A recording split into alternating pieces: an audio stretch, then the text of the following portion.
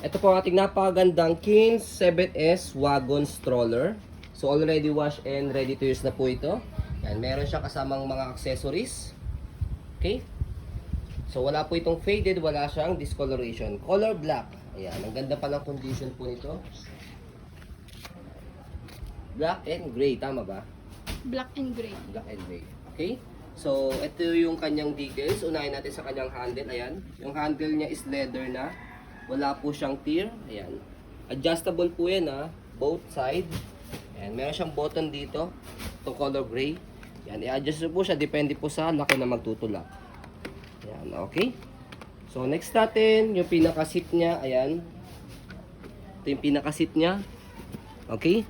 Tapos 5 harness. Kompleto po yan. Wala po yung putol. Sip na sip si baby. Press natin. Ayan. Okay. Like yung condition. And then, yung harness pad niya. Ayan. Same din sa kabila. Ipakita natin na wala siyang putol. Ayan.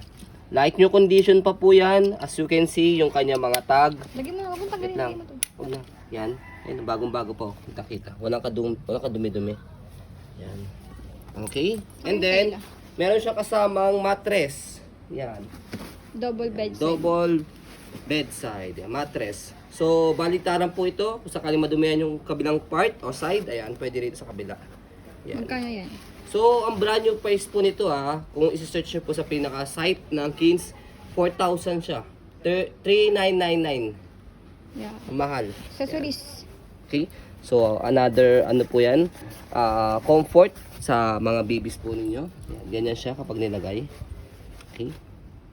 So, next natin, ayan, is yung kanyang, lagay mo natin siyang ganyan. Yan, yung kanyang pocket. So, meron siya rito lagayan ng mga anything na pwede nyo po ilagay. Toys. Yan, mga toys, mga gamit ni baby. Yan, Diaper. diaper. Tapos may lagayan niyo sa ilalim ng ano. Chinelas. Yan, meron dito. Yes. Lagayan chinelas. Slipper, shoes. Ayan. May, para yung dumi, hindi siya stuck. Yes. Oh. Okay. Next natin, sa kabilang side naman, meron siyang mga pockets dito. Ayan. Lagay ng tumbler, bottles. Ayan. Yan, pwede nyo lagay dito yung cellphones. Yan. Dalawang cellphones, kasha. Yan, dito. Meron pa lagay dito mga wipes. Yan. O pagkain, snacks. Yan. Okay. Tapos, next natin yung body frame niya sa right side. Ayan. Aluminum po yan, ha. And then, yung Ganda gulong niya. niya, big wheels. Okay. So, kinakailangan talaga po is big wheels talaga dahil 2 kids po ang sasakay. Walang kalawang yan. Laki. Oh, Kung yung di naman lining. masyadong kalakihan po ang mga anak po ninyo, kaya naman po ito possible mga 3 kids. Ayan. Yung nga lang po syempre, yung isa wala po siyang harness dahil for 2 kids lang po yung kanyang harness. Pero sabi ko nga po, kung medyo maliit lang mga babies po ninyo, yan, baka mapagkasya po ninyo yung 3 bata dito na hindi masyadong kalakihan. Yan yung wheels niya, ang ganda pa, kitang-kita. Halos hindi pa gamit yung wheels niya.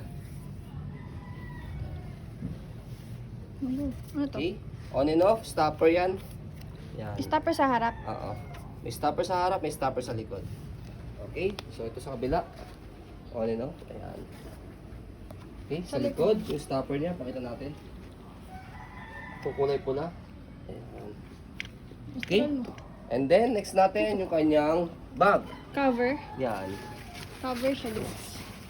Cover po ito kapag ka naka-fold. Okay? So, pakita natin. Stroll muna natin siya to make it sure na wala siyang problem regarding sa kanyang mechanism. Ayan.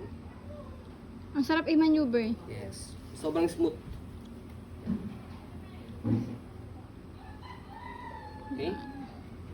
And then, ito po siya. Yung pinaka-set po niya. Okay? Again, may meron siya kasamang bag. Yan. And then, yung pinaka-mattress niya. Okay? So, pwede nyo siyang bilan. Kung magtatanong kayo, bakit wala siyang umbrella? Okay? So, meron kasi siya nabibilang umbrella. Okay? So, dito yan. Slide nyo po ito, ayan. So, dito nilalagay yung umbrella niya. Ayan. Okay? So, sa page ni Kins, pwede nyo po siyang bilan. Okay? So, pwede naman namin siyang bilan. Yun nga lang po, syempre, mas tataas po yung presyo, yung value ng item. Dahil mahal kasi yung mga parts ng Kins. Okay? Okay, hindi mo big deal yung umbrella kasi Yes. kung malling lang kayo, tapos Hindi naman kayo mag-aano sa arawan.